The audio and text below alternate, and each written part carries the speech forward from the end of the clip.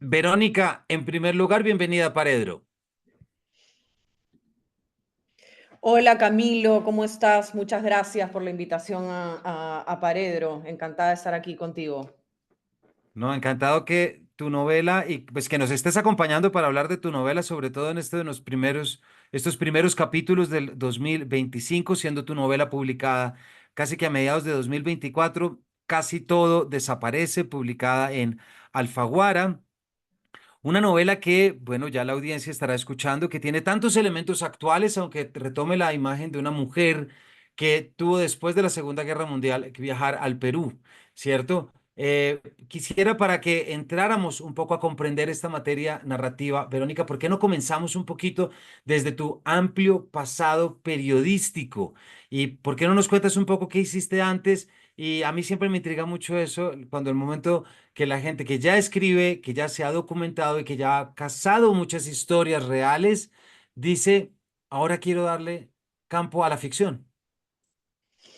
Sí, la verdad yo me inicié en el periodismo hace 20 años. Bueno, estudié la carrera, trabajé en una revista muy importante, política, sobre todo política, aunque yo me dedicaba más a asuntos culturales dentro en esa época. Y bueno, hacer periodismo en el Perú pues era para mí fascinante, era como descubrir una Lima que no conocía. Venía de un entorno como muy protegido, muy familiar, y el periodismo me enseñó a estar en la calle, a ver lo que pasaba fuera de mis ámbitos de seguridad o de mis ámbitos familiares, y también un poco pensar en el otro, ¿no? No solamente vivir ensimismada con mis propias historias personales, de traumas o situaciones familiares, sino trasladar el foco al otro. Eso me dio el periodismo. A lo largo de 20 años he hecho muchísimas cosas. Me he ido a vivir también a España, he vivido 18 años en España.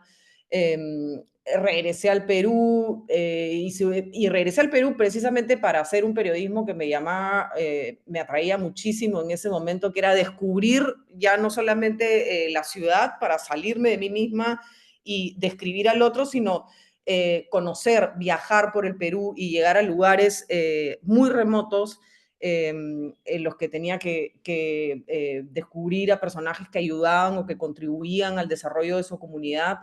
Y en un país como el nuestro, como el tuyo, que siempre está como un equilibrio tan precario y que somos tan volubles y estamos hechos de una manera que todo parece que está a punto de romperse en cualquier momento, pues descubrir a estas personas que realmente trataban de cambiar toda una situación desde lo más pequeño. Me gustó, me dio como confianza en el ser humano. Entonces, a lo largo de estos años he hecho de todo, he cubierto de todo, desde derrame de petróleo, cosas culturales, reseñas de libros, entrevistas a actores, a muchas cosas de teatro también. Entonces, la verdad es que si había que escribir algo, yo no tengo ningún reparo en escribir la reseña de Parrilladas Tito, o de escribir cómo pinta un bolígrafo. No he sido nada como selectiva. Si hay que contar una historia, se cuenta. Es decir, no soy ni... en ese sentido, me gusta, puedo describir una tijera o inventarme un cuento para mis sobrinos, lo que haga falta con las palabras, la verdad.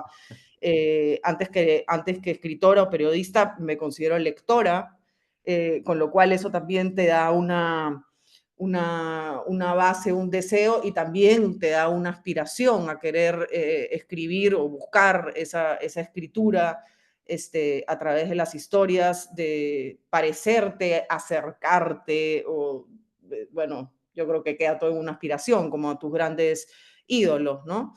Y creo que la transición hacia la ficción viene porque me quedo sin herramientas, en el sentido en el que quería contar una historia, pero esa historia tenía que ser inventada en su mayor parte, porque había muchos vacíos que ya la investigación no iba a revelar. O sea, yo no iba a descubrir algo, sino tenía que inventarlo a partir, pues, de un contexto o de una situación en la que tenía que sumergirme, pero yo sabía que eso lo tenía que inventar de alguna manera. Y como lectora, pues siempre tuve ese sueño, así que ha sido como una cosa medio camino entre el periodismo y la ficción, ¿no? O sea, he encontrado esta manera de contar la historia que antes podría haber elegido otro formato, pero este me parece que encajaba perfectamente con algo que internamente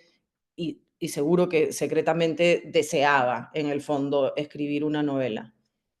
Me queda muy difícil aguantarme esta pregunta, sobre todo pues te la hago desde Colombia y uno imagina los imaginarios, perdón la redundancia, de las novelas en los otros países, pero uno siempre tiene novelas que lo acompañan. Eh, Desde tu faceta lectora, ¿cómo es, también desde tu profesión, una novela como Conversación en la Catedral de Vargas Llosa?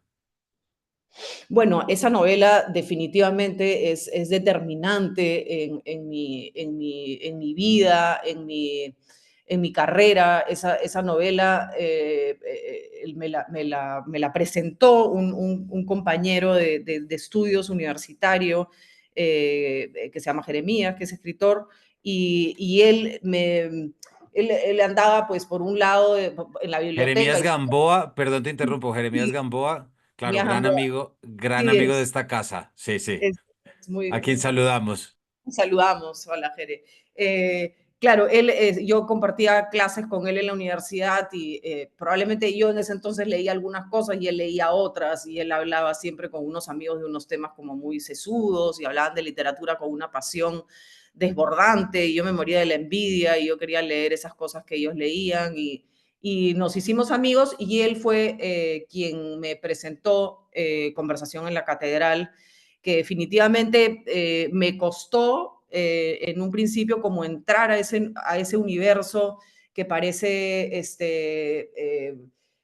como muy recargado y muy difícil de asomarse a todo un universo en el que sabes que vas a encontrar desafíos.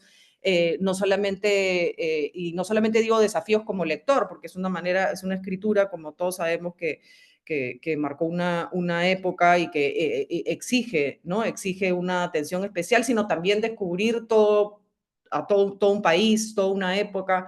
Entonces quedé muy atravesada por esa novela y muy marcada por Vargas Llosa, a quien admiro, respeto y he tenido el honor de conocer a lo largo de mi vida, ¿no? Entonces, sí, la verdad es que fue una novela transformadora, como muchas otras que en ese entonces empecé a leer y a robarle las lecturas a Jeremías y la pandilla de amigos que se juntaban a hablar de cosas a las que yo no tenía mucho acceso, pero poco a poco, por lo menos los libros me los pasaban. Pues yo estoy de acuerdo contigo. Bueno, saludamos a Jeremías, por supuesto, desde acá, un grandísimo autor peruano, autor, su más reciente es Animales Luminosos. Tenemos un capítulo con él acá, pero también está esa novela que yo tanto, tanto recomiendo, que es Contarlo Todo, que me parece una novelaza, una novela que no pasa. Entonces, un saludo muy especial a Jeremías. Pero volviendo a la novela, te lo quería preguntar porque...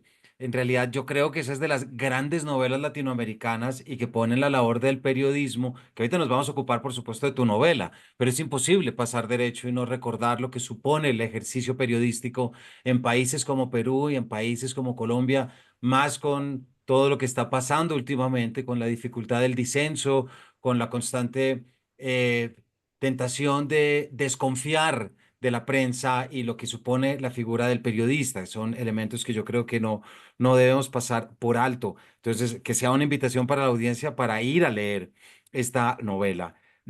Pero empecemos a acercarnos a tu novela, Verónica. 20 años de periodista y llega el momento en el que empieza a picarte la ficción y empieza esta novela que es Casi todo desaparece y durante 20 años persigues otras historias, pero para esta te dedicas a perseguir la historia de tu abuela. Eh, Cosa que se ha visto también en otras novelas, también colombianas, y es cómo podemos descubrir estas figuras familiares que tenemos y comprenderlas a pesar del silencio que tuvieron en vida. ¿Por qué no nos cuentas cómo eso coge vida? El otro día estaba en un club de lectura, hace como un mes o así, y una de las participantes me dice, tu novela ocurre porque las segundas generaciones no hablan, quienes lo hacen son las terceras. Entonces yo al principio no entendí muy bien a qué se refería, pero luego comprendí y me pareció totalmente cierto que quizás los hijos no se atreven a hablar de los padres porque los tienen como muy cerca o porque tienen temor a revelar algunos secretos de familia que les puedan costar algún tipo como yo qué sé, en fin, tantas cosas se han visto, pero o quizás todavía están impregnados del trauma de esos padres y no son capaces de procesarlos. Sin embargo, parecería, de acuerdo a la teoría de esta señora, que la verdad es que me pareció bastante probable, que cuando hay un margen para procesar esa información, para dejar reposar todo lo que ocurrió, pero también hay un margen para la imaginación y hay un margen para tratar de reelaborar en retrospectiva, pero en el que necesariamente pues ya hay vacío, se pierde la información, ¿no? En mi caso, sí, es verdad, yo tenía una gran curiosidad por esta abuela a quien, digamos, de quien había escuchado muchas cosas, entre ellas que era artista y había llegado sola en un barco desde Barcelona a Perú. Yo no sé qué se le podría haber perdido a esa señora que viene sola en un momento en el que me atrevería a pensar que, a menos que fueras una asesina, no te subías a un barco y dejabas todo lo que conocías para irte a vivir a Lima, que era más o menos como Marte, yo calculo. Entonces, fueron muchas las historias que heredé de esta abuela. Mi padre era muy taciturno, muy callado, muy melancólico, y mi madre muy dada a la fantasía. Entonces, era una combinación de secreto con imaginación, porque por un lado mi padre dejaba como vacíos o silencios en los que me daba pie a fantasear, y por el otro lado mi madre abundaba en detalles que estoy segura que no eran ciertos. Eh, entonces todo eso generó en mí una especie como de curiosidad a la que se sumó una mujer fantástica, a la que yo conocí, una mujer croata que realizó ese viaje, que vino de la Croacia actual, en ese entonces la Yugoslavia en ciernes, para vivir también en este otro lado del mundo. Entonces su historia de guerra y de amor, como suelo decir, de su historia de amor y guerra, cayó pues como, no sé, como una gota de lejía en una tela negra, o sea, era lo que yo estaba esperando de alguna manera también para contar y arrancar a contar la historia de mi abuela, de la que tenía solo preguntas, información falsa y mucha necesidad, pero una necesidad por la curiosidad que me habita, ¿no? Que quiero saberlo todo, y a veces saberlo todo no necesariamente es bueno.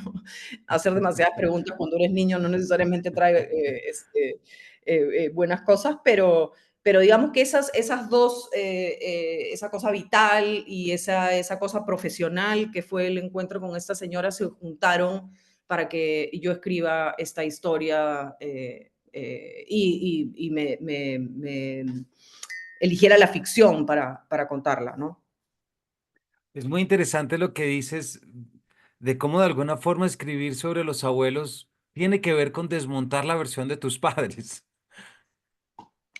Totalmente, claro, lo que te han contado definitivamente, ellos están, en el caso de mi padre, pues con esta fascinación por una madre que terminó bastante deprimida, secretos familiares, entonces tratan de ocultar definitivamente. Y mi madre, para que yo no sufra por el sufrimiento de mi padre, pues supongo que era más dada a la imaginación. Entonces sí es verdad que ese es el verdadero periodismo de investigación, se ejerce en el ámbito familiar. Pues mira, tú haces para desarrollar tu novela son prácticamente dos planos narrativos. Y tal como nos dices, pues tomas el ejemplo de esta mujer croata que llega a Lima, y ahí es cuando empiezas a desarrollar algo que necesariamente pasa por un ambiente, por una mitología, incluso por figuras mitológicas, porque tiene que ver con lo eslavo y con lo croata. ¿cierto? Está el recuerdo de la guerra, el recuerdo de lo que ocurre, pero también unos ambientes familiares. ¿Cómo te supuso investigar? Hay figuras como los Ustasha, por ejemplo, o los Koshei, que ahorita entraremos a explicar qué son, pero ¿cómo fue esa investigación de entrar en mitologías que aparentemente son tan remotas para en últimas escribir sobre algo tan cercano a ti como es la llegada a Lima? Ujú. Yo necesitaba saber, conocer, y a pesar de que yo no quería hablar de lo histórico, yo quería insertar lo íntimo dentro de lo histórico, como es una pregunta que se hace en el prólogo del léxico familiar de Natalia Ginsburg, Elena Medel hace esa pregunta, ¿no? ¿Cómo narrar lo íntimo en el marco de lo histórico? Entonces, para eso sí, definitivamente me documenté, leí libros sobre historia, viajé por esa zona también, recorrí algunos de esos lugares, conversé con algunas personas, pero mi intención no era esa. Algunos libros me sirvieron mucho, como el de Rebecca West y el de Misha Glenny, de Balkans, para tratar como de recomponer o de entender algunas cosas también sobre ese momento histórico preciso, pero no era mi idea, no era narrar la historia, sino cómo una familia se ve forzada a abandonar todo lo que conoce, todos sus afectos y toda su vida debido a que una guerra se instala en la puerta principal de su casa, ¿no? Entonces sí hay una investigación y hay algo como que se va quedando, es solo para tener la seguridad de que yo sé dónde estuvieron ellos, pero no porque quisiera contarlo. Se han escrito, imagínate, obras maestras sobre la Segunda Guerra Mundial y mi intención no era esa.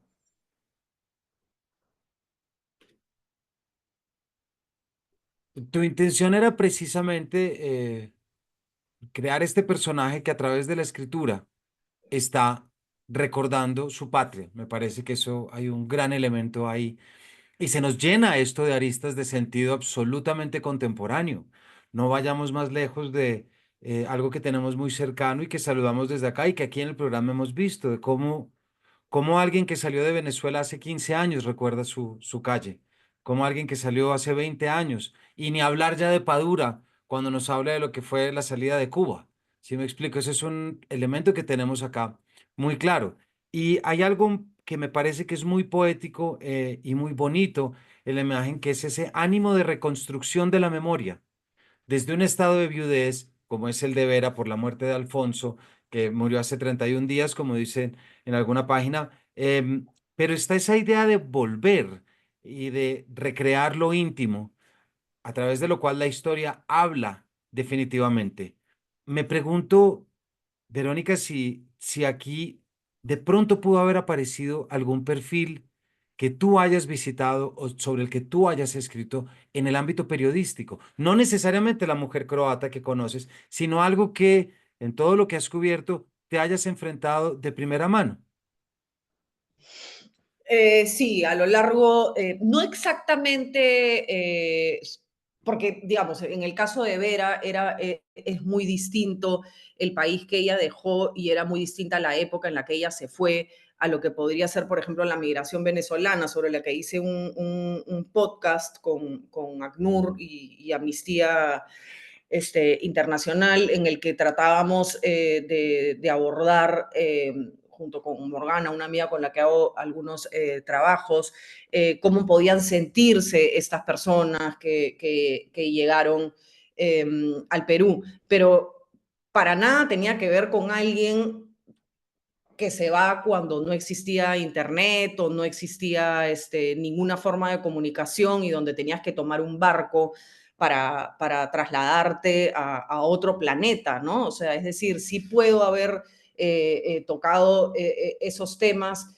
en un contexto más contemporáneo, ¿no? Quizás alguien que se podría haber ido, a quien he entrevistado, Jorge Batista, ¿no? El hijo de Batista, que terminó viviendo en el Perú y salió huyendo de Cuba de la forma que todos sabemos, y nunca más pudo volver. Era otra situación, además tachado, anulado, ¿no? ¿Cómo podía sentirse? Es decir, sí puedo haber abordado desde lo periodístico historias o migraciones definitivas, pero no sé si tan no si cuando ha pasado tanto tiempo como es en el caso de Vera, ¿no? Que definitivamente ella no podía volver, ¿no? Se atrevía tampoco a tomar un avión o no podía tomar el barco de regreso. Y sí me parecía que había una cosa como muy valiente en regresar a las ruinas de tu pasado, ¿no? No es algo de lo que todo el mundo tenga la oportunidad y el coraje de hacerlo, ¿no? A veces uno quisiera regresar y hay mucha gente que no vuelve nunca y otra gente que se atreve, que puede, que tiene los recursos para hacerlo, porque ese es otro. A veces te vas de tu hogar y sencillamente no tienes forma de volver económicamente hablando, ¿no?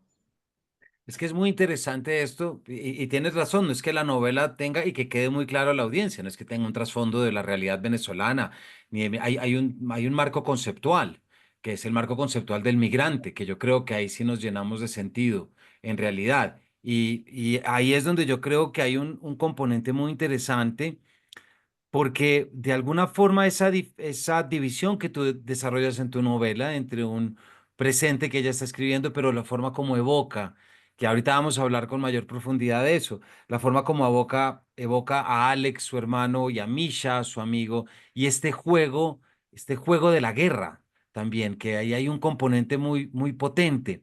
Em, Ahorita te voy a preguntar sobre eso, pero lo entiendo ahorita en este momento como ese patrimonio personal que nos llevamos al país a donde nos dirigimos prácticamente. Y que es amplísimo porque precisamente la categoría del migrante ha cambiado mucho en los últimos 20 años, ¿cierto? Incluso yo me atrevo a decir al próximo, no, incluso yo me atrevo a decir cómo cada vez ha cambiado tanto y lo que entonces o en algún momento de nuestra historia podía resultar tan llamativo como la figura del migrante y aquel que se va a otro lugar a conquistar. Ahí tenemos, por supuesto, el boom, ahí tenemos una cantidad de imágenes culturales que nos acechan, cuando incluso Vargas Llosa llega en el 59 a París, que uno dice, wow, qué fascinante. Pero ya la categoría de migración ha cambiado drásticamente también por lo que este mundo nos ha traído. No es un elemento que tú persigues en tu novela, pero de alguna forma me costó mucho trabajo no dejar de pensar en eso mientras que leía a una mujer que sopesa su pasado, que trae su presente y que sobre todo se pregunta de alguna manera cómo he llegado acá y cómo soy. Sí, totalmente. Nada es, ninguna categoría, como tú dices, o ninguna forma de irse es mejor o peor, ¿no? El dolor de abandonar lo que más quieres, porque finalmente, sobre todo en la infancia, ¿no? No estás acuciado por la necesidad de me voy para sobrevivir. En el terreno de la infancia, que es el caso de Vera, no existen esas urgencias. No existe la urgencia de tengo que darle de comer a mis hijos van a morir, no, tú vives en un paraíso en el que del que eres arrancado, ¿no? Yo creo que también no solamente es distinto huir de una guerra que de un desastre natural, sino también es distinta la edad en la que te ves obligado a irte, ¿no? Entonces, quizás hay una idealización mucho más poderosa cuando eres más chico, porque crees que ese entorno, por más que caigan bombas y por más que seas a punto, que seas el objetivo de aviones y de un ejército entero, tú no ves eso, ¿no? O sea, tú solamente ves que estás rodeado de las personas que quieres, entonces no tienes esa necesidad de huir. Entonces yo sumaría por supuesto, el hecho de tener de obligarte a ir siendo además un niño, ¿no? Eso sí me parece terrible, ¿no? Todo lo que ocurre en la infancia y que de alguna manera destruye el concepto de infancia, me parece terrible. Y ahí yo creo que tu novela tiene unas perspectivas muy especiales y estilísticamente hablando, como te decía ahora, me parece que es muy recomendables. Creo que la perspectiva de la narración infantil la desarrollas muy bien en un contraste increíble con ese presente de Vera, con ese momento en el que tiene la viudez. Y ya lo decías ahorita, la forma como existe una idealización de los niños y de los chicos de la guerra, pensaba uno como siempre, y no sé si cambiará, no digo que deba cambiar, no me atrevería, pero pues gran parte de los héroes de la infancia son estos héroes de las guerras también. Y ahí podríamos traer a Aquiles, por ejemplo, y podríamos traer a cuántos héroes griegos que conocemos sus facetas es porque luchaban bien las guerras y mataban a mucha gente.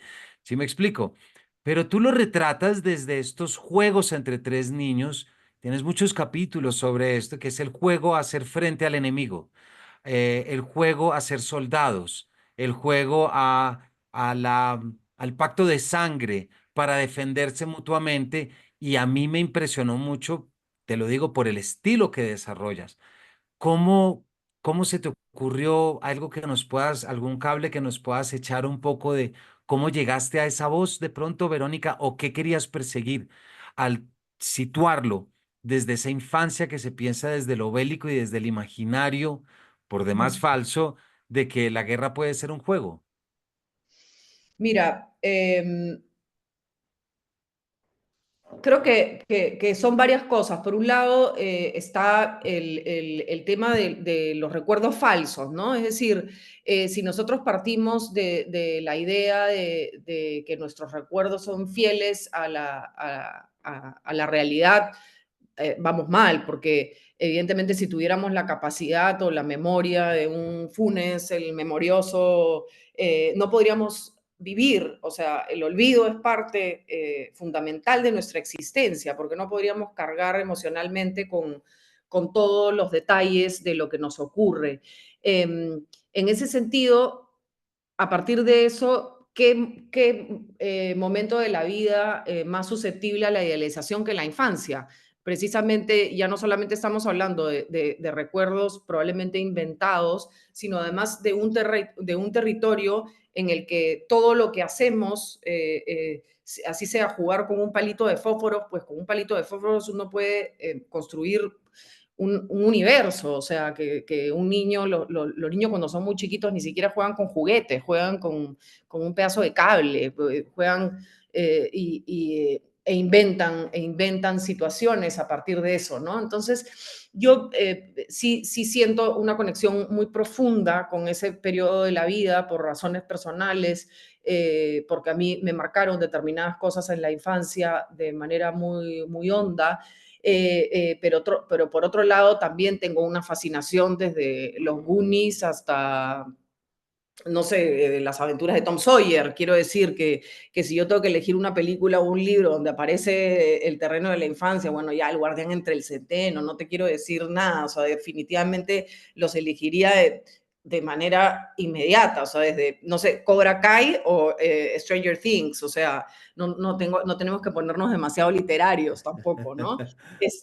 Y entonces en ese lugar y en esa tendencia mía encontré el juego de estos chicos que al final reproducen una guerra mayor, porque al final lo que los niños hacen, lo que los niños hacemos, iba a decir, lo que los niños hacen es reproducir lo que ven en los grandes a una escala menor.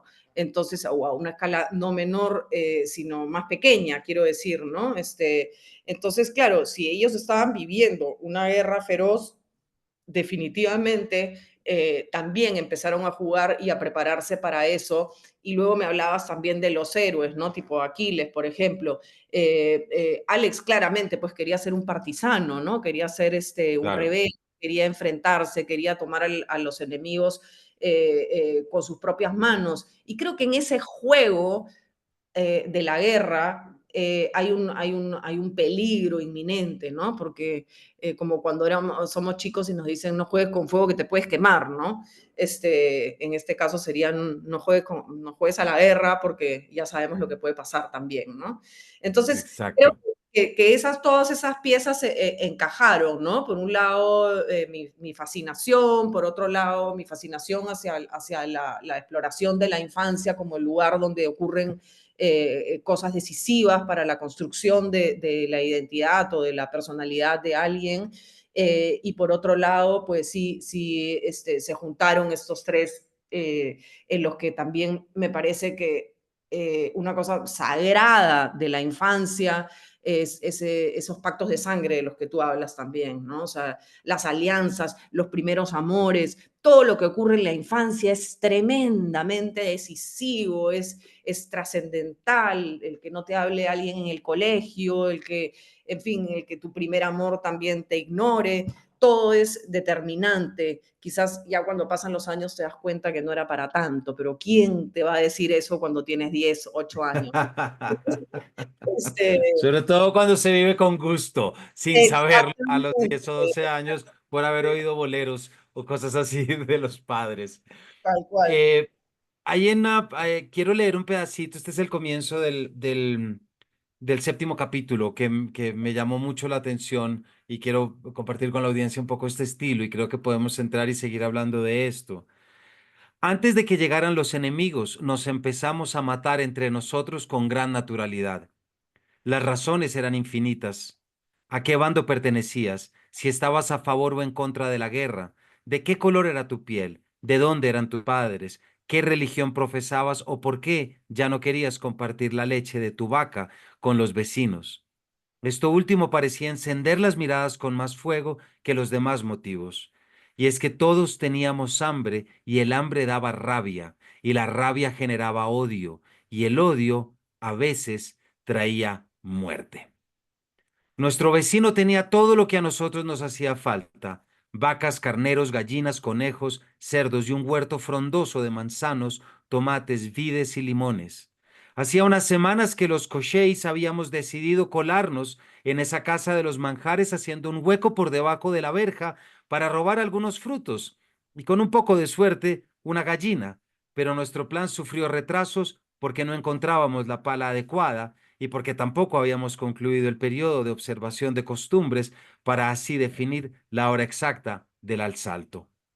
Sin embargo, el plan era tan bueno que alguien más tuvo la brillante idea de ejecutar el robo maestro, aunque los aprendices de ladrones no invirtieron el tiempo necesario en observar la conducta del propietario y anotar sus horarios y posibles descuidos. Cometieron un fallo de principiantes. No estudiaron bien el plan de acción. Este comienzo me encantó porque es como se salta de la imaginación infantil de la guerra con un personaje a que alguien más sí lo hace, no en el contexto de el juego, sino en el contexto real. Y aquí Ujú. entra el crochet y entran estos elementos que ya nos explicaste, que utilizas el registro histórico para contar la intimidad. Pero no sé si nos quieras profundizar un poquito más desde acá. Em, sí, la verdad es que, bueno, con respecto a lo Koshei, yo di con el nombre de este ejército porque ellos mismos estaban buscando un nombre genial. Querían buscar algo que los protegiera, ¿no? Es como cuando formas una pandilla, siempre tratas como de que todo sea extraordinario y que tengas pues un emblema, un símbolo o algo que te una, ¿no? Y yo encontré este personaje de la mitología eslava que básicamente esconde su alma de tal manera que se convierte en alguien inmortal, o sea, está escondida dentro de una caja, de un huevo, de la pata, de un hilo, del esto, entonces está escondido hasta en el fondo de una isla en la que su alma está a salvo. Entonces me pareció una imagen muy bonita para unos niños que en el fondo querían ser inmortales, porque hay un tema que planea todo el tiempo cuando hablamos de guerras y es la posibilidad de morir. La posibilidad de morir cuando te acercas a la edad en la que naturalmente tienes que morir es un poco más comprensible, pero en la infancia es absolutamente incomprensible. Y sin embargo, ellos ya tenían esa noción. Entonces, el nombre que eligen es de un cuento que le contaba el padre y eligen ese nombre precisamente para blindarse, ¿no?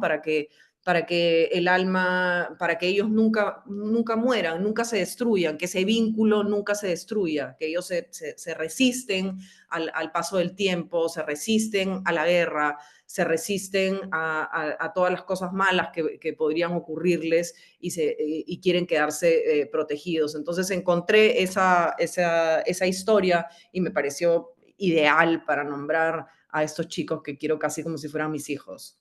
Claro.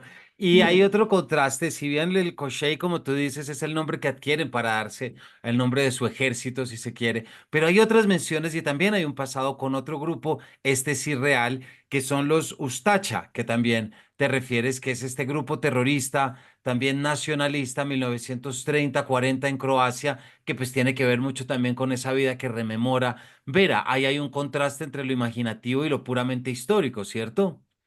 Sí, totalmente, porque en ese momento, pues, como dice al inicio del capítulo, nos entrematábamos con bastante naturalidad.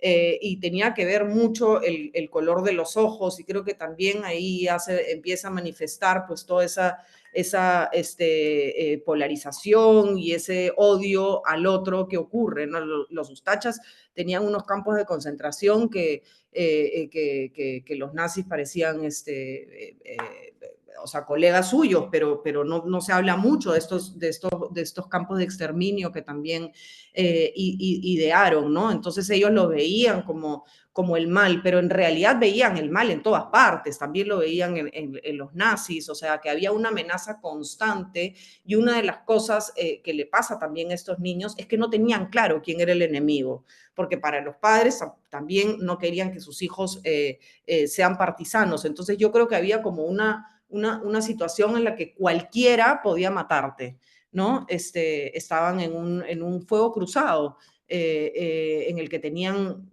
enemigos por todos los flancos. Entonces, ese es el lugar donde los ubico, ¿no? O sea, donde la supervivencia es un ejercicio en el que puedes salir victorioso básicamente por azar, ¿no? Porque todos los armamentos se dirigen hacia ti, ¿no?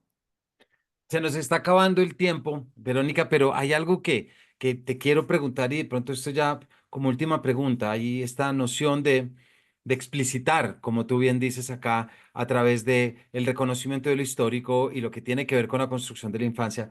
Pero hay algo muy interesante, por demás poético en tu novela, que es esa carta de Alfonso, del viudo, y la forma como Vera, que es el personaje que está recordando, empieza a leerla y empieza también a hacerse tangible una metáfora muy grande del pasado. Y es que nunca comprendemos todo, nunca nos comunicamos del todo y nunca podemos saber todo a cabalidad. Sí, yo quería, por un lado, quería pensar en Alfonso como un hombre bueno, o sea, realmente quería en algunas ocasiones he tenido la oportunidad de conocer a personas que dicen era una persona buena y quería como tratar de entender a qué se referían con eso. Sin embargo, todo el amor del mundo a veces es insuficiente cuando la persona a quien queremos es inexplicable o no va a querer revelar de qué mimbres está hecha, ¿no? Entonces yo creo que yo hablé en ese entonces con un amigo psicoanalista y me dijo, las personas que viven un trauma de esa magnitud no hablan. No es natural que uno llegue a una reunión y diga, oye, sí, mira, yo huí de esto, se me murió este, se hice esto, sino que el trauma es silencioso, o sea, es una cosa que se puede manifestar con un comportamiento de algún tipo, pero es algo de lo que a veces no se habla. Yo quería que tuviera algo de esperanza, quería que fuera una relación de pareja que funcionara, no necesariamente por los motivos obvios, sino por sentirse comprendido, que a veces es más importante que todo. No sé si se da o no se da, no voy a revelar el contenido de la carta, pero quiero No. pensar que ella por lo menos tuvo la oportunidad de darse cuenta de eso, ¿no? Que a veces no nos vamos a conocer del todo, tampoco importa, pero por lo menos ser consciente de ellos es bastante, ¿no? Y sobre todo hacer ese proceso de conciencia y volver. Ya dejaremos para la audiencia cuando visite la novela para poder darse estas explicaciones y poder ver cómo pues este retrato, Verónica, que realizas de Vera, pues tiene mucho que hablarnos al oído, aunque se trate de una historia lejana, aunque se trate de una historia que haya ocurrido, siendo esta una novela que recomendamos muchísimo para arrancar este año. Casi todo desaparece de Verónica Ramírez, publicada por Alfaguara, literatura peruana contemporánea que por demás pues, nos permite siempre entender cómo se ven, se entienden las cosas desde los distintos países. Verónica, muchísimas gracias por habernos acompañado. Muchísimas gracias a ti, Camilo. Un honor estar en Paredro conversando contigo y muchas gracias y hasta la próxima. No, gracias a ti. Todos ustedes ya saben el nombre de la novela y dónde está para que puedan ir a buscarlas. Les agradecemos su compañía y nos vemos en una próxima edición de este Paredro.